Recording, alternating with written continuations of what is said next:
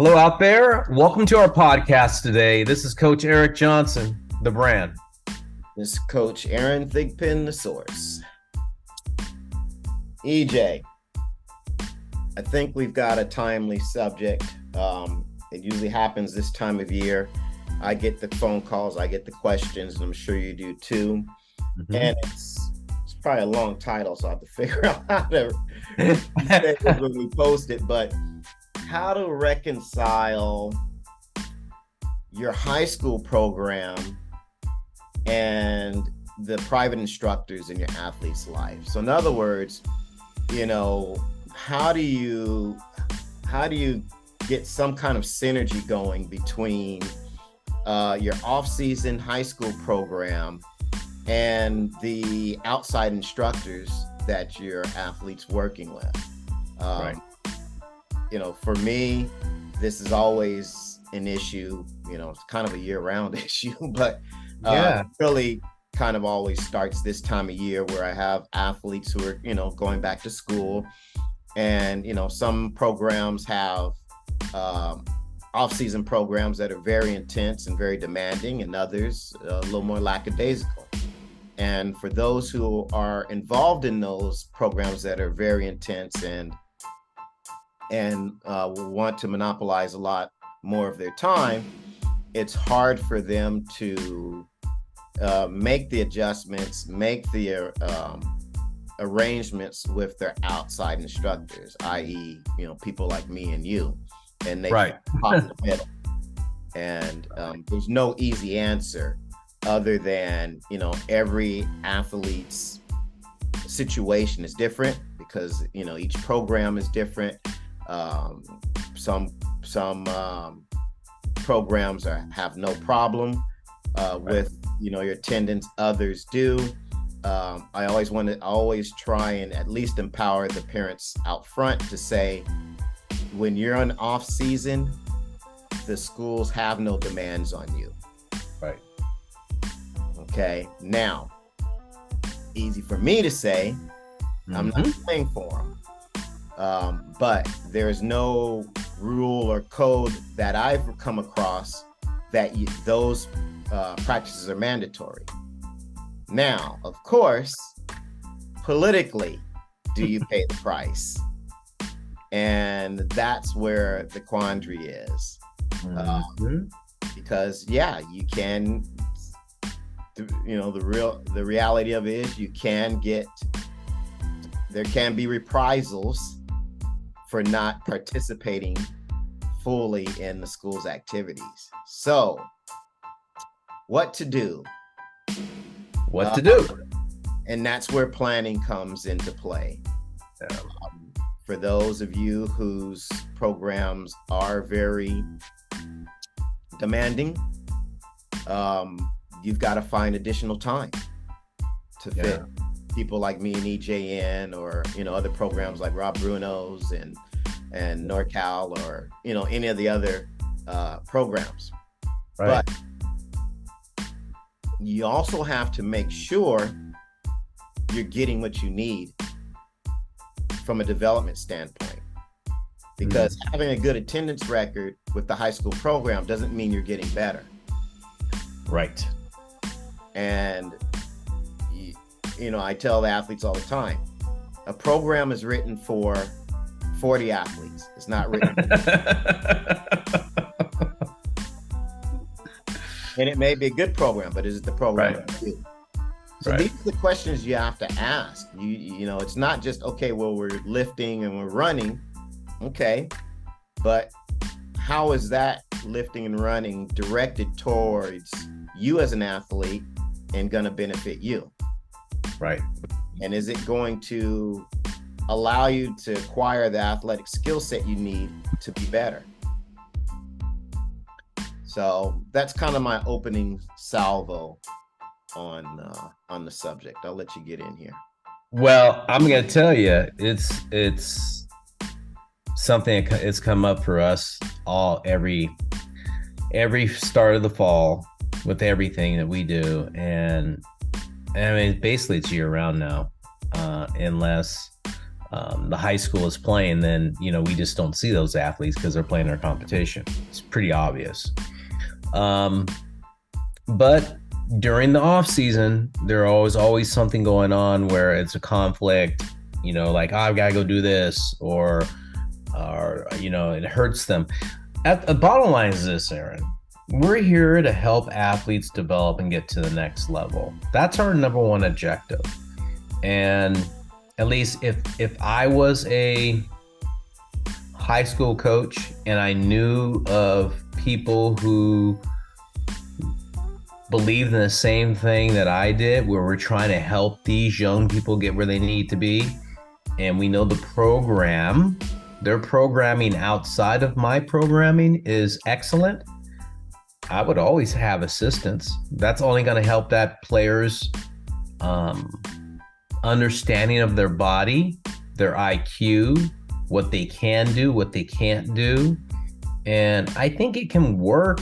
There just needs to be better communication with those people who are in high school and us, people like us, to help the athlete. We're out there for the same goal. Most of the athletes that come to us want to play at the next level. They want to play college and professional sports. And why not communicate and try to help that person seek their dream?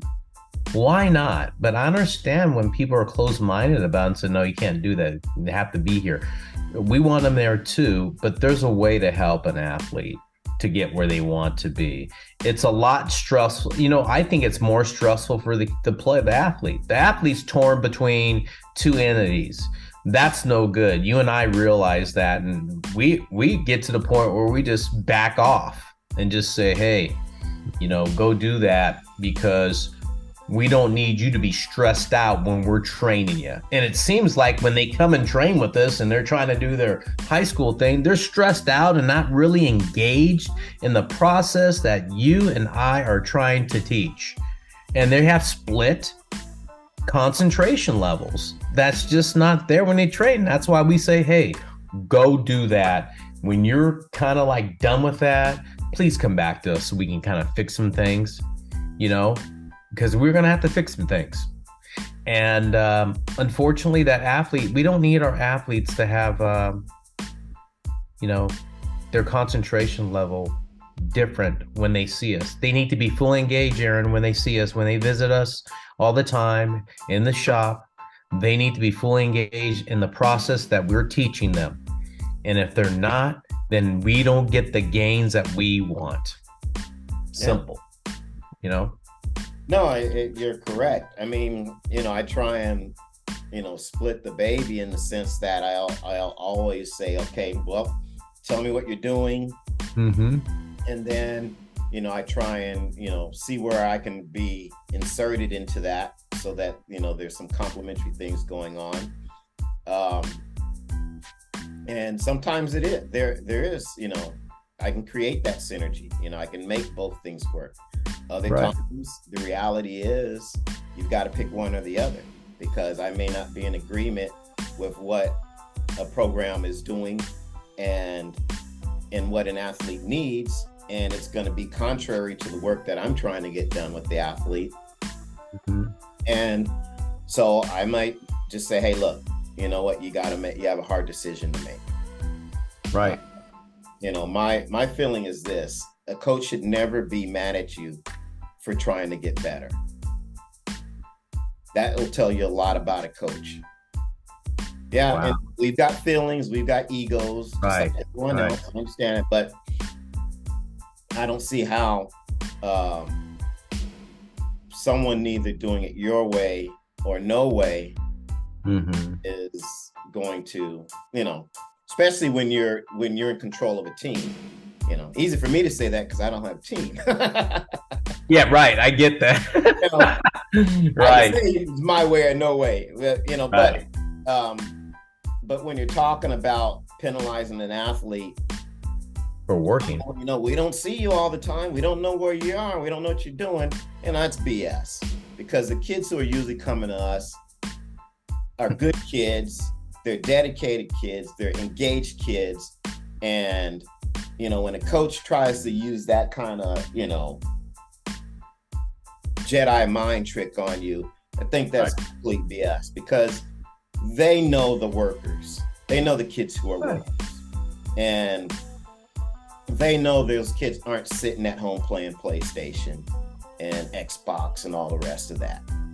And so to penalize a kid, especially a kid who's been showing promise, been producing, those sorts of things, just because they're not underfoot all the time, I think is wrong.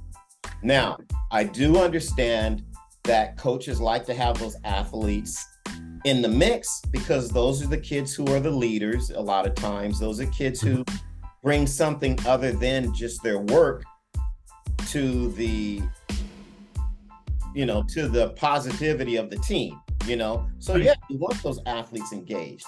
But if there is an area of expertise that you're not as versed in as someone who's an expert, why don't you let them work with the expert? And I just, it's frustrating, because like you see kids who are actually being hamstringed by some of these programs just because they need enough bodies out there to justify an off-season program so that an assistant coach can get paid, or so that a head coach can get paid on the off-season. And yeah, I said it, but that's the reality of this. And I think it's not fair to any of the kids, because you have these kids who, in the end, have a dream. They have a goal, and everyone should be working towards that. Yeah. To help them, yes, 100%, Aaron. Need to be working towards that goal to help them. That's why we're in the industry that we're in, is to help them. And people seek out our abilities, our knowledge, which is invaluable. I'm sorry, people, I said it. It's invaluable. It's experience, man. People don't have what we have, Aaron. And it goes a long way. And, people need to have that understanding. That's an advantage to have our knowledge. So, it's hard for me a lot, because there are things that we need to have an athlete do to progress. Now it's a plan, man. Every 8 weeks or 12 weeks, you and I are talking about these athletes together, trying to get them where they need to be. And when they're hamstrung, we can't see them. It slows down that progress, their progression to excel faster. And then we're trying to always play catch up. And playing catch up is not good for a lot of these guys that are seeing us, because they're already at a certain level, and their level of competition, or their peers are here, and we're trying to make sure to get past their peers or keep up with their peers. And when we get, kind of pushed off to the side, we can't get those guys there. And I think that's the big reason why it's frustrating, is that, we know that their peers are moving this fast, and we need to keep them up or past their peers. That's why I get frustrated by it, Aaron, is that, we're trying to help that athletes get where they need to be.